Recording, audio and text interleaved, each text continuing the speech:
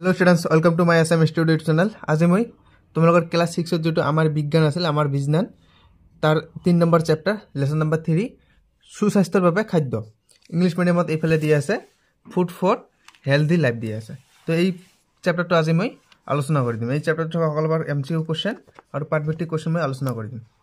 ये जीव तुम्हार क्वेश्चन आसिल ये क्वेश्चन बार मैं आलोचना कर दिम। इंग्लिश मिडियाम एसाइन्स मिडियाम बोथ मिडियामे मैं आलोचना कर दिम। तो तुम्हारे भिडिओ सम्पूर्णक চাব। এইখিনিতে মই এটা কথা কৈছো, কোনোবা যদি এতিয়াও চ্যানেলটো সাবস্ক্রাইব কৰে নাই তেনেহলে চ্যানেলটো সাবস্ক্ৰাইব কৰিব, ভিডিওটো এটা লাইক কৰিব আৰু কমেন্ট কৰিবলৈ নাপাহৰিব। আৰু তোমালোকৰ 2 নম্বৰ চেপ্টাৰ এইফালে আছে, তোমালোকক যদি 2 নম্বৰ চেপ্টাৰৰ সলিউশন লাগে মই ডেসক্ৰিপশনত লিংক দি দিম, তোমালোকে চাই ল'বা।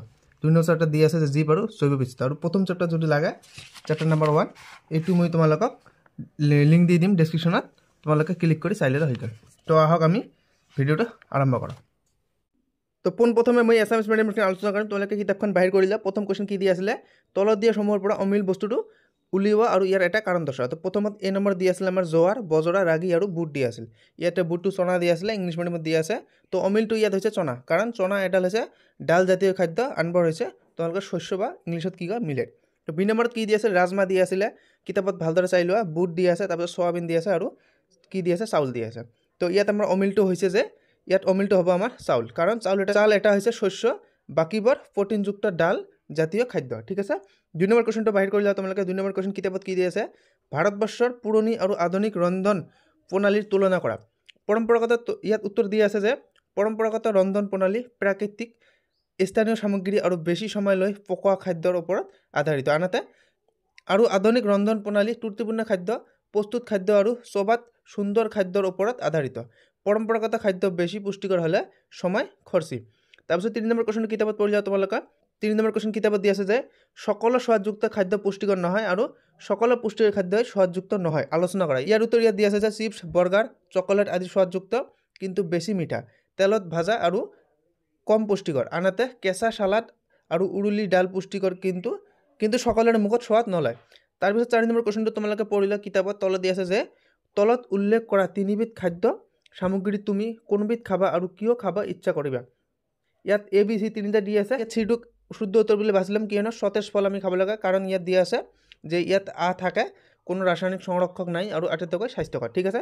5 নম্বৰ কোৱেশ্যনটো তোমালোকে বাহিৰ কৰিলা। 5 নম্বৰ কোৱেশ্যন কিতাপত পঢ়িলা। কিতাপত দি আছে যে চেনি এবিধ শৰ্কৰাযুক্ত খাদ্য, চেনিত আয়োডিন মিলালে নীলা কলা বৰণৰ নহয়, ইয়াৰ সমৰ্থনত কাৰণ দৰ্শোৱা। ইয়াৰ উত্তৰ ইয়াতে দি আছে যে আয়োডিন মাত্ৰ ষ্টাৰ্চ, ইয়াত ব্ৰেকেটত দি আছে মজলীয়া কাৰ্বহাইড্ৰেট, লগত নীলা কালা বৰণ প্ৰদৰ্শন কৰে। চেনি এটা সহজ শৰ্কৰা, গ্লুকোজ সুক্ৰোজ দি আছে, সে আয়োডিনৰ লগত প্ৰতিক্ৰিয়া নকৰে। তাৰপিছত 6 নম্বৰ কোৱেশ্যন কিতাপত দি আছে যে মিলেটবোৰক পুষ্টিকৰ খাদ্য হিচাপে গণ্য কৰা হৈছে, আমি কেৱল মিলেট খালেই শৰীৰত লাগতিয়াল পুষ্টিসমূহ পামনে, আলোচনা কৰা। তো ইয়াতে ইয়াৰ উত্তৰ দি আছে, তোমালোকে পঢ়া ভালদৰে। মিলেটত আইৰণ, কেলছিয়াম আৰু কম গ্লাইচেমিক সূচক থাকে। ইয়াত পাচনত সহায় কৰে আৰু ৰক্তচাপ নিয়ন্ত্ৰণত সহায় কৰে, কিন্তু কেৱল মিলেট খালে সকলো পুষ্টিকৰ ঘাটতি হ'ব পাৰে। ফল, সেউজীয়া শাক পাচলি, দুধ, ডাল আদিৰো প্ৰয়োজন। ঠিক আছে। তো মই এতিয়া ইংলিছ মিডিয়ামৰ আলোচনা কৰিম আৰু ইয়াৰ পিছত তোমালোকৰ এমচিকিউ কুৱেশ্যন কেইটা তোমালোকে যি আছিল 7 নম্বৰৰ পৰা 8 নম্বৰলৈকে আলোচনা কৰিম। তো প্ৰথমে মই ইংলিছ মিডিয়ামৰ খিনি আলোচনা কৰি দিম। ঠিক আছে। তো প্ৰথম কুৱেশ্যন ইয়াত দি আছে যে find the odd one out and give reasons দি আছে। নাম্বাৰ 1 ইয়াত দি আছে জোৱাৰ দি আছে, তাৰপিছত বিজৰা দি আছে, ৰাগি দি আছে এণ্ড চানা দি আছে। তো ইয়াতে আমাৰ কোনটো উত্তৰ হ'ব, উত্তৰ হ'ব আমাৰ chana is a pulse and other are millet দি আছে। তো 2 নম্বৰ দি আছে যে কাইণ্ডনে বিনছ, তাৰপিছত গ্ৰীণ গ্ৰাম দি আছে, চয়াবিন এণ্ড ৰাইচ দি আছে। ইয়াতে আমাৰ অমিলটো হৈছে ৰাইচ। ইয়াতে rice is a cereal and others are legumes rich in protein দি আছে। 2 নম্বৰ কুৱেশ্যন দি আছে যে discuss the traditional versus modern culinary practices in India. ইয়াৰ উত্তৰ ইয়াত দি আছে যে tradition Indian cooking uses local grains, natural ingredients and slow cooking, while modern cooking often includes processed foods and faster method. Traditional foods are generally healthier but less convenient. 3 নম্বৰ কোৱেশ্যনটো পঢ়িলা। 3 নম্বৰ কোৱেশ্যন কিতাপত দি আছে যে not all tasty foods are nutrients and not all nutrients foods are tasty discuss কৰিব কৈছে।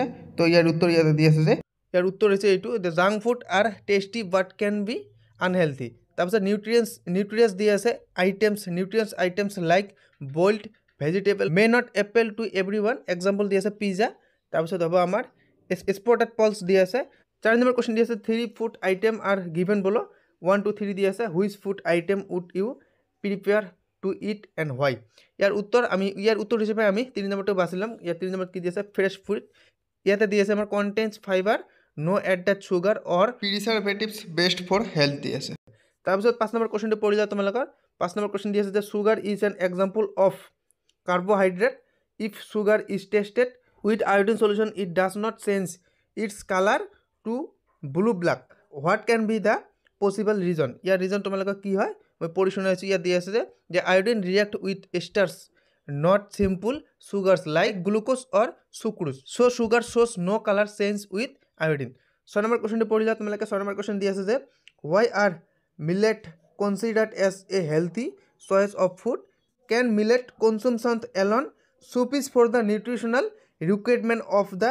body discuss করিব কৈছে তো ইয়ার উত্তর ইয়াতে দিছে যে millet are rich in fiber minerals and good for digestion but for complete nutrition a variety of foods including fruits vegetables and proteins are necessary তো এতিয়া মই 7 নম্বৰ আৰু 8 নম্বৰ কোৱেশ্চনটা আলোচনা কৰিম তো তোমালোকে চোৱা ফাইনালি আমাৰ 6 নম্বৰ কোৱেশ্চন শেষ হৈ গল আৰু এছএমএছ মিডিয়ামৰ বিলাক তো আগতে আলোচনা হৈ গৈছে এতিয়া আমি ইয়াৰ পিছৰ কোৱেশ্চনটা আলোচনা কৰিম প্ৰথমে মই এছএমএছ মিডিয়ামৰ খিনি আলোচনা কৰিম 7 নম্বৰ কোৱেশ্চন কি দি আছে যে শুদ্ধ উত্তৰৰ গোলটো সম্পূৰ্ণ পূৰ কৰা তো প্ৰথম কোৱেশ্চন দি আছে যে তলত দিয়া কোনটো ভিটামিন ডি ৰ অভাৱত হয় ইয়াত অপশন নম্বৰ এ দি আছে দৃষ্টিশক্তি কমি যোৱা অপশন নম্বৰ বি দি আছে বেৰি অপশন নম্বৰ সি দি আছে স্কাৰ্ভি আৰু অপশন নম্বৰ ডি দি আছে ৰিকেট তো ইয়াতে আমাৰ শুদ্ধ হৈছে অপশন নম্বৰ ডি ৰিকেট ঠিক আছে তো আমি যেটো আমাৰ ডি নম্বৰ গোল আছে এটো আমি পূৰ্ণ কৰি দিম এটো তোমালোকে পূৰ্ণ কৰি যাবা ঠিক আছে 2 নম্বৰ কোৱেশ্চন দি আছে যে তলত দিয়া কোনটো ৰোগ ভিটামিন সি ৰ অভাৱত হয়